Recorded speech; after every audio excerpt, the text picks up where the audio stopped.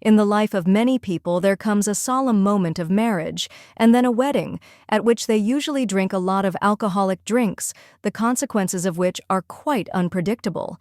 However, for some, this happened at a youth wedding. Newlyweds Alex and Christy, together with their friends, have been celebrating the joyful event for many hours.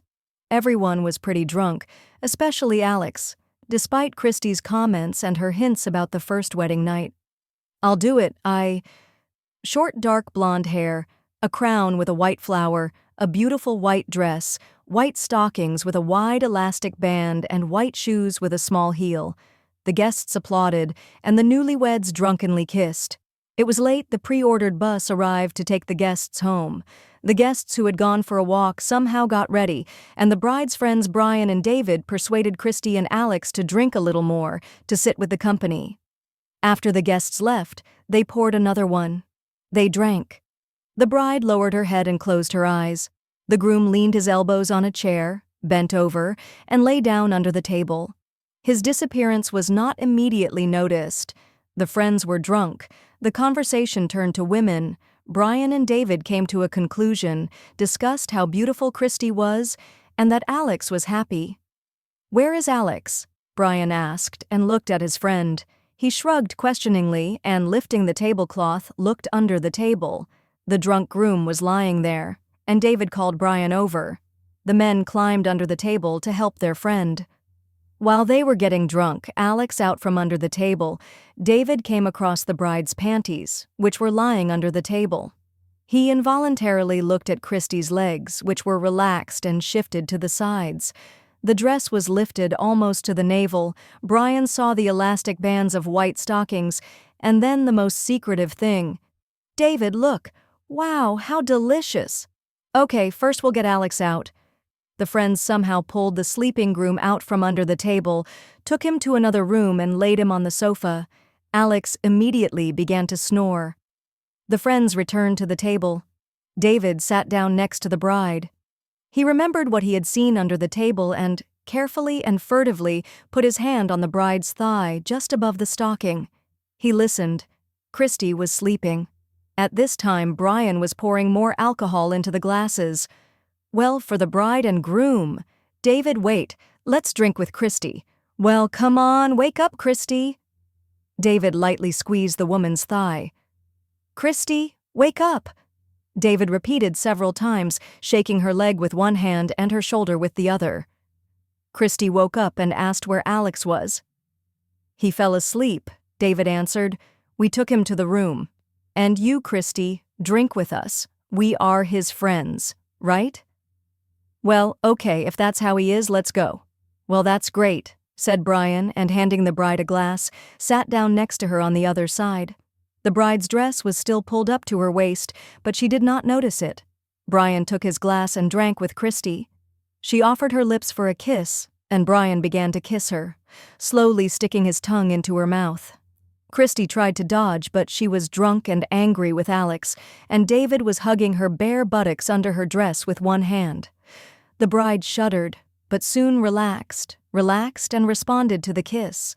This went on for several minutes. During this time, David looked at the beauty of the bride. "That's enough. I want to sleep. Take me to Alex," whispered the lady, barely tearing herself away from Brian's lips. "Yes, of course, we will help you get there," said Brian, winking at David.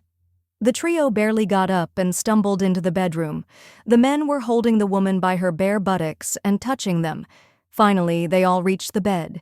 David helped the lady lose her balance, and they all fell onto the bed. "Oh, don't! Stop!" Christy was silent, and David kissed her on the lips. Christy was practically naked. Her legs, on which she still had stockings, were bent at the knees. The expression on the face of the groom on the neighboring sofa was indifferent and sleepy. "The groom cannot fulfill his duties, and the first wedding night must take place," said David. "So we will try to do everything as it should be." Christy had no choice but to obey. At first she cried, and then she even liked it, because she had never had two men at the same time, but all good things come to an end. It began to dawn. The bride fell asleep. The friends got up, got dressed with difficulty, carried the bride and laid her next to the groom, took the wet linen off the rugs from the other bed, carried her to the bathroom, and Christy continued to sleep. After that, David and Brian, exchanging glances, left the apartment. Alex woke up about an hour and a half after they left. He climbed over Christy, went into the room where the table was still set, and grabbing a bottle of mineral water, began to greedily drink from it. Having quenched his thirst and about to drink alcohol, the young husband felt an acute desire to have sex. Returning to the bedroom, he saw his wife lying on her back in the star pose.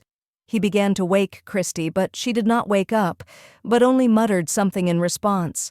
Then he decided to do everything without her knowledge. Imagine his surprise when she discovered traces of love in Christy's most secret place. He clearly understood that he could not leave them. He began to actively wake his wife, finally woke her up and interrogated her as strictly as his state after yesterday's drinking allowed. Christy barely remembered what had happened last night and quickly focused on the situation. "So, you fell asleep last night. I had to masturbate using a cucumber from the refrigerator. And the cucumber wasn't fresh, it burst inside. So where is it? Who is it? The cucumber?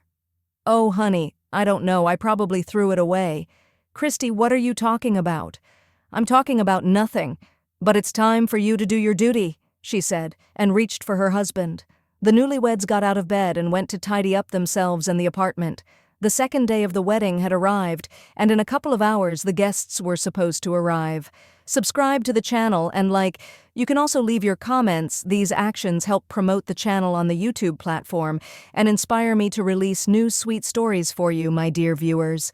You can also follow the link or go to the channel and watch my other stories.